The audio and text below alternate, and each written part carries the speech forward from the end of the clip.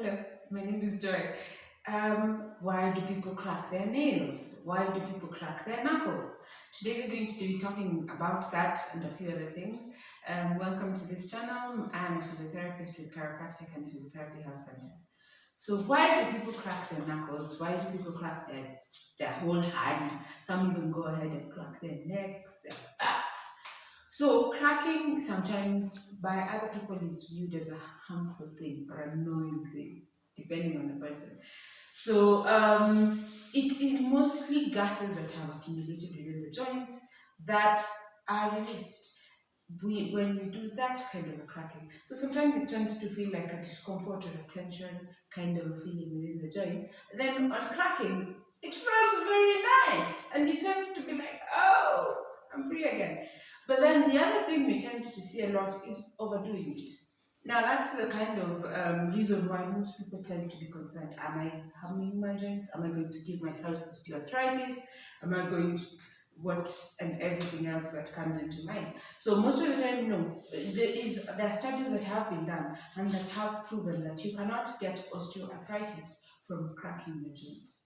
But what you can get is a bit of weakness in the muscles. So we tend to discourage overdoing it. This is, I don't know how many times people will do it in a day, but overdoing it is now where you tend to see someone is constantly cracking and cracking and cracking and cracking too much. So that would tend to bring more what we'd call a looseness of the joints, a subluxation. So there have been studies that have shown that there is reduced strength in like the grip of a person who cracks their joints more than in a person who does not crack the joints.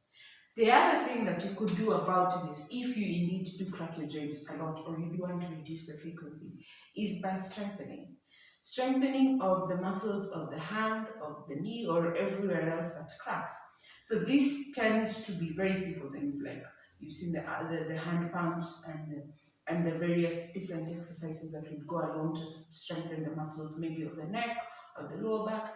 This tends to improve the overall health of the joint, therefore reducing the tendency to keep cracking your joints, the tendency to want to do that, because it also implies there's also a lot of tension gathering within those joints, within the body, that now makes you want to crack them. So most of the time when you've like had a poor posture, most of the time you've been here you've been on a computer or whatever, you tend to feel there's so much tension on your spine, hence you want to go like, oh, crack that, and it is normal. But now what can you do about it? So instead of just having that kind of tension accumulating all at once, get out of that seat, go take a nice walk, go climb a few stairs, do anything that will get you out of that position, and you'll notice overall you tend to stop cracking more than you used to. You tend to now feel more looser, because that's the other reason people crack their joints. They want to feel more relaxed, more let go. Hence, if someone tells you, I have some tension on my neck, they just go, boop, it's gone. And like, I feel so nice. It's not bad to feel nice, but if there's another way you could avoid cracking too much, then best try and do it. So I'd advise you to try and exercise. Exercise is the best antidote for cracking your joints. Some of these joints you'll still hear them cracking, so maybe sometimes you have forgotten to crack your knuckles as you used to.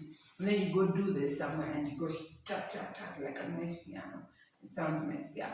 But yeah, so most of the time, strengthening and activity is the best antidote for overcracking your joints. And yeah, so keep up and try and do your exercises. Thank you.